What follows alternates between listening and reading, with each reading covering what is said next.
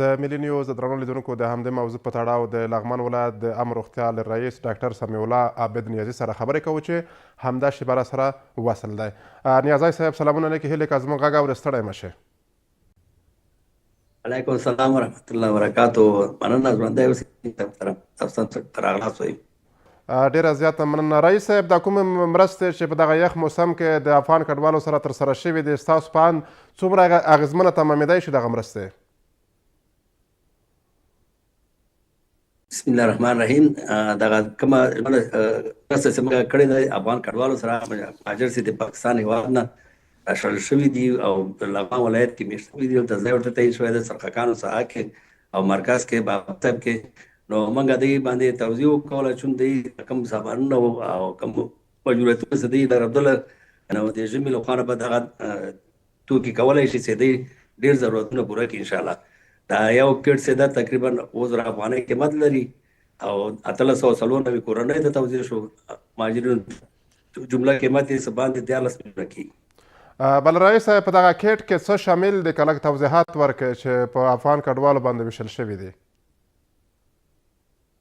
دې کې انرس سره کډه کمپاله دا چې 8 کیلو لري، 1 کیلو همدغسې یو ترپال ده او څه طبي توکي دي پکې تقریبا 2000 افغانۍ قیمت گزارش شوې ده. بله جناب رئیس صاحب د افغان کډوالو لپاره ستاسو لخوا روغتیایي خدمات څنګه دي؟ ځکه دوی نوي له پاکستان او ګاونډۍ هیوادونو څخه راغلي دي لغمان ولایت ته. روغتیایي خدمات څنګه دي دوی لپاره؟ الحمدلله په لغمان ولایت کې چې کوم کډوال دی پاکستان هېواد نه راغلي دي راستانه شوي دي غریبانان او خو ډېر مشکلاتو سره خامخا مخ به وي. خو زموږ وظیفه دا ده چې هغو ته صحي خدمات ورسوو. په سرخکانو ساحه کې چې دوی ته کمپ جوړ شوی ده په هغې کې موږ یو مجهز کلینیک چې شپه ورځ جریان امبولانس وقف کړی ده او نوکریوال ده هلته ډاکټران دي او که چېرته هلته تداوي نه شي نو ولایتي روغتون ته انتقال د امبولانس په واسطه کوو. بله جناب رئیس صاحب په ټوله کې په لغمان ولایت کې د اسلامي امارت له حاکمیت سره تر اوسه څومره کار شوی ده د روغتیا برخې ته په دې راته وغږیږئ؟ نو انجینر صاحب مثلا خیر اوسې مننه خوشحاله اوسې. هغه ته د اشاره وکوله په لغمان ولایت کې د اسلامي امارت په راتګ سره دلته تقریبا مخکې اویا کلینیکونه وو چې اوس تعداد یې 130 ته رسېدلی ده. همداسې موږ د انتاني د ډبلیو ایچ او په مرسته باندې هم جوړ کړی ده په ولایتي روغتون کې چې 21 لري. همدغسې نور چاردیوالوانې د کلینیکونو هغه کلینیکونه چې بي سي کلینیک جمهوریت وخت کې چاردیوالي وو بعضې تحلیلونه بعضې خدمات پکې نه کېدل. اوس الحمدلله پکې کېږي. دلته د پي سي آر ماشین بعضې معایناتو لپاره هغه شوی ده نصب شوی ده چې خلک د جلال آباد او کابل نه پرې خلاص دي.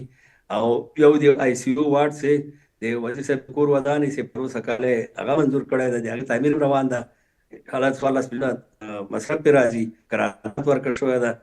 او همداسې په ټولو ولسوالیو کې د لغمان 15 ولسوالۍ دي، 15 ولسوالیو کې د اي پي ایچ ایس خدماتو دپاره تعمیرونه جوړ شوي تقریبا 4 کټاره پرې مصرف راغلی ده هر یو تعمیر باندې. انشاءالله خدمات نور موږ د لرې ساحو کې دا طبي ځالې ورته وایي د اي پي ایچ ایس د لرې ساحې دي مثلا هغه درې دي پانډې دي هغې کې موږ جوړ کړي شپه ورځ قابلې هلته خدمت کوي د موږ ماشوم لپاره. بل رئیس صاحب دغه خدمات چې تاسو یادونه وکړه چې ترسره شوي دي او دغه امکانات دلته شته ده تر کومې کچې د لغمان ولایت د اوسېدونکو ستونزې رفع کړي دي؟ الحمدلله ډېره د لغمان ولایت کې ډېر کم مریضان پر کېږي کابل جلال ته چې دا خدمات نه وو د خدماتو په کولو سره دې په ایجادولو سره مریضانو ته دا سهولت برابر شوی چې ریپر یې کم شوی ده. بل لره پراتو ولسوالیو ته هم جناب رئیس صاحب توجه شوې ده، پاملرنه شوې ده او که نه؟ الحمدلله په لغمان ولایت کې ولسوالۍ د الینګار په نوم تاسو په نوم اورېدلی وي چې هلته یو ساحه ده بره لرې دره ده چې کونړ سره وصل ده سورو سنګرا ورته وي. نو هغه کې 50 کاله مخکې هم کلینیک پکې نه و، موږ هلته یو کلینیک جوړ کړی. همدغسې په دولت شاه ولسوالۍ کې یو ساحه د ژوندون ورته وایي چې اخوا نورستان سره وصل شوې ده، هلته هم موږ یو کلینیک وصل کړی دی، خلکو خدمات روان دي کېږي پکې. نو ولسوالیو کې الحمدلله ټولو ځایونه هغه سپینې ساحې سي موږ لره بدلې هغه ورته شوي دي. بله رئیس صاحب په کومو برخو کې لا هم نیمګړتیا شته دی تر څو مسؤلین متوجه شي ورته او په دې برخه کې ګام پورته کړي تر څو لغمان ولایت اوسیدونکي له صحي برخې څخه له روغتیایي برخو څخه برخمن شي؟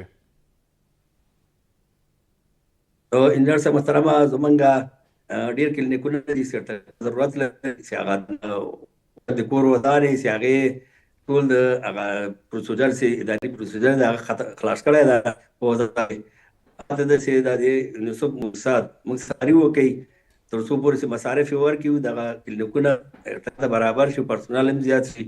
بل هغه دغه د لغمان او کابل لوی ښار ده په دې باندې افغانستان خلک ځي راځي تګ راتګ کوي مخکې مثلا تورخم او هغې دپاره هم پاکستان ته خلک په همدې لاره باندې تلل نو دې کې یو ترومات اشد ضرور و چې صاحب ټول خلاص کړی او نصب ته پاتې ده تر څو پورې مصارف د هغې ورکړي او دا ایجاد شي.